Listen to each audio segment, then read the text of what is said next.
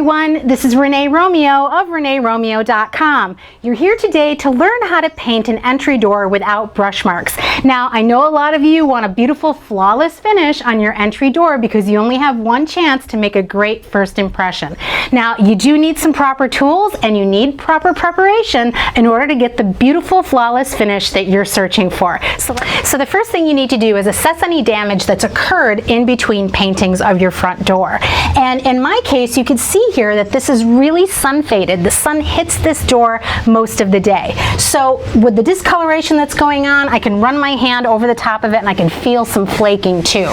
So prep is really important and the paint is really important. The paint that I'll be using needs to resist UV rays, and I'll share that with you in just a moment. But if you run your hand over the top of this, I can feel paint flaking off. So what that means to me is that this door needs to be sanded. I would recommend that every single time. You can use regular sandpaper for this. You can use a block sandpaper for this. I'll show you what I've purchased and then we'll get going and we'll get this all sanded down to a nice, beautiful, smooth finish. So I'm using sanding sponges for this project. I have one that's just a traditional block and I have another one that has an edge detail on it. Now the plain version can actually just go right along any surface that's nice and flat, and then the edge detail can fit in any one of these little crevices here and really get this nice and sanded down. So it's going to create a beautiful, smooth finish across the entire door. I have a 10-foot A-frame ladder and I'm using 80 grit sandpaper. 80 grit sandpaper is really great for this because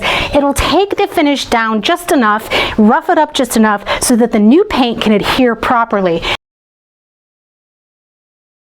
I finished that middle portion. I haven't taken off very much paint at all. It's not going down to the bare wood. That's not what you want. All you're really doing is just roughing up the surface a little bit in order to get that paint to adhere. So basically, I'm done with that one section. You saw how quick it was. That's what you're going to do with your door too. No matter what finish was on your door previously, whether it's satin, semi-gloss, or flat, you're going to be doing the same process. And this is a side-by-side comparison of the area that's sanded and the area that's not sanded.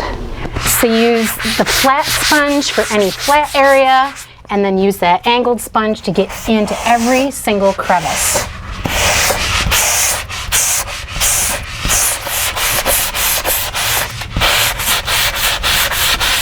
Well, the entire surface of the door is sanded. I discovered a couple of issues which I'll address tomorrow, but in the meantime, I'm going to go ahead and wash this. I'm using a pressure washer. I'm going to get all the dust off the entire surface. Now, if you don't have a pressure washer, you could use a car brush and a regular garden hose on the highest setting, making sure that you get the entire surface nice and clean because we need a nice clean base for our paint tomorrow.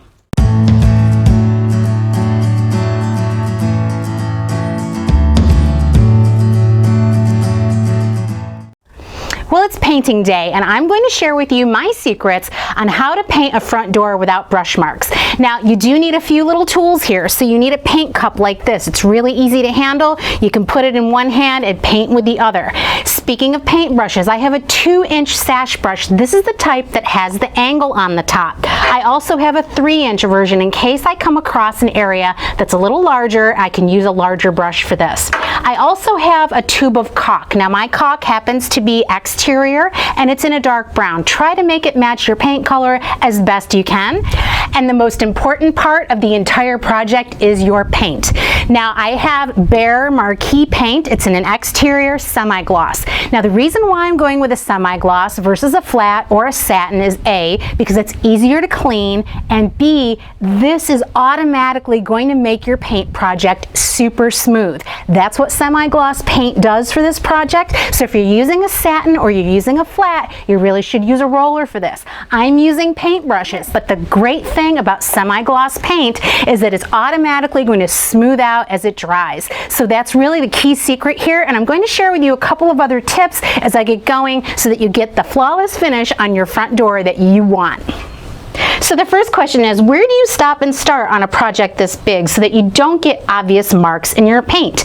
So the answer is I've already started this upper edge here. This curve is completely finished, and I'm starting on the other side. Now what I've done is I've stopped at the intersection of the wood right at the top center, and I'm going to stop at this piece of wood here because that's where the construction stops. So there's an obvious line there. It's a perfect place to stop, and then I can go back and I can do this inner curve right at this intersection. So this intersection means that anytime that you have two pieces of wood or two pieces of metal intersecting like that, go ahead and stop there. Use your wet cloth to make a beautiful, nice, crisp finish, so that way when you come back in with your next coat of paint in the opposite direction, it's going to blend seamlessly. I don't have a terribly loaded brush here. I'm putting a little bit of paint on there, and I'm just brushing it on, and then I'm moving backward over the project to make sure that I'm blending it back into that wet part. So that's really another key to keeping this project nice and smooth, is to keep back blending, which is kind of what I'm calling it. So this idea of back blending, taking the paint that you just painted on and going back over the existing paint so that it's actually going to be smoothed out really well, that's also going to lead to a beautiful smooth finish. So see what I did there? I'm ending right where the wood is cut. That's a perfect place to stop. And then I can just go ahead and back brush this back into the wet paint, and this will dry nice and smooth. Perfect. It's also important to note that you should choose a beautiful day to paint. Now today is an 82-degree day. It's perfect temperature to paint. Yesterday was a little bit warm, and actually yesterday would not have been a good day to paint. 90 degrees and high humidity is a bad choice for painting your front door. Today the weather is beautiful, and what it's going to do is it's going to allow all of this paint to dry properly, not too fast and not too slow. So make sure that you're choosing the proper day, and just be patient and wait for the proper day during the summer to paint your front door. That's going to get you a flawless finish as well. And you can also see that the sunlight isn't hitting the door directly this time of day. You need to wait until you don't have sun shining on it, and it really should be a little bit cooler. So in the afternoon is perfect in my location, so just be aware that you're not painting in direct sunlight, and that your door surface is nice and cool as well. So I talked about some issues with the door that I found when I was cleaning it, and here's a little dot in the middle of your screen. That's actually a spot where a carpenter bee is starting to burrow into the trim around the door. So I'm going to plug this up with some caulk. It's going to take care of the problem, and the bee won't come back, and I'll paint over it and you'll never know it was there. I'm using a wet finger just to press it into that hole, making sure that the bee doesn't come back.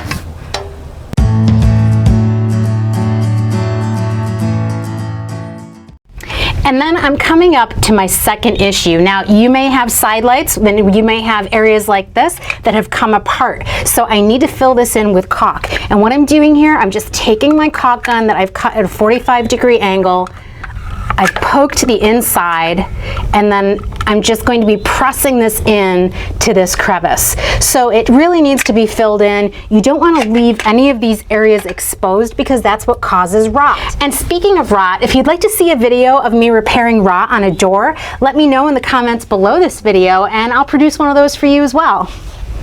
So I'm going to cut in here, and I'm just using my angled brush. I don't have any tape of any sort. I'm just going along, and the way that I'm doing this nice and even is I'm keeping my eye ahead of the brush. If you keep your eye ahead of the brush, your hand is going to follow. So if you just keep going, you're just going to follow that line all the way with your eye, and then your hand will follow. And I have a beautiful, wonderful, nice straight line, and then I can come back up, blend everything in.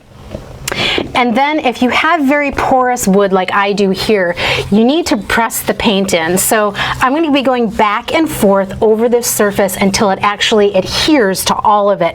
It's going to get into all the nooks and crannies. From this point, what I need to do, once everything is kind of settled in, I'm just going to go ahead, grab the brush, and just blend it back up, and that's going to be a perfect finish. So two things, I finished painting all the trim and I'm getting ready to paint the doors. And really, they need to stay open for a period of 4 hours in order to let that marquee paint to dry. So what I've decided to do is go ahead and lay out some paper. I have craft paper here and I'm just going to be taping it on one side to the glass and then on the other side to the glass. So the paper is going to be serving two purposes. It's going to allow me to keep the doors open for a period of 4 hours, and it's going to prevent any bugs, insects, or little critters from getting inside the house while the doors are open. It might not be pretty, but it's going to keep the bugs out. The lock sets have been removed, and you either need a screwdriver or some Allen head wrenches like this to get your lock set off, depending on what make you have. Once they're off, go ahead and grab your sandpaper again and just knock this area down because there might be bugs or other debris underneath that lock set. So today it's all about being nice and neat. Whenever you're approaching a door like this, you're going to be isolating each and every one of these little rectangles or squares and treating them individually. That's the only way you're going to get a beautiful smooth finish out of this paint. So I'm taking my 2-inch brush, and you can see how much paint I have on here. You know, I'm wiping it off, and I'm just going to go ahead and treat any little inner piece along the edge first, and then fill in all around it. Now, I don't have a whole lot of paint on here. You really need to be careful about putting too much paint on, because what it's going to tend to do is it's going to drip down. So as we go along, we're also going to be checking for drips. So let me just go ahead and fill this in quickly, and then I'll go ahead and show you how I finish off each and every rectangle or square. And then here is my secret weapon. So I have a nice damp rag. And what I'm going to do is just go around the entire perimeter here and wipe off any excess paint that happened to get onto these pieces along the side. And then I'll move on to the next rectangle.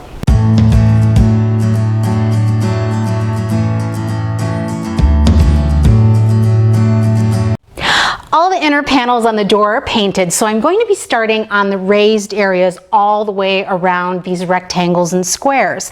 Now, the way I'm going to be doing this is from the top of the door down, so I'm going to keep a wet edge as I go and kind of creep my way down the door. This is going to create the best, nicest, smoothest look out of this whole raised area. So I'm just going to go from top to bottom.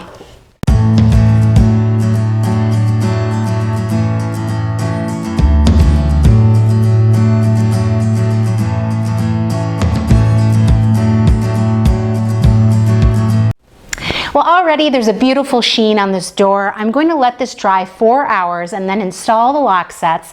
And then after that, I'll give you a close-up on this beautiful finish and show you that I've painted my front door with no brush marks. So now you know how to paint a front door without brush marks. This is the way to go. Semi-gloss paint is your best friend here, and it's going to make a great first impression. It looks beautiful. It looks completely brand new. And if you know somebody that can use this information, please share the video with them because you'll help them out as well. And go to my website, reneeromeo.com, where you can see more projects just like this and tips and tricks to help you out and make your next project really easy. This is Renee Romeo of reneeromeo.com. Thank you so much for watching.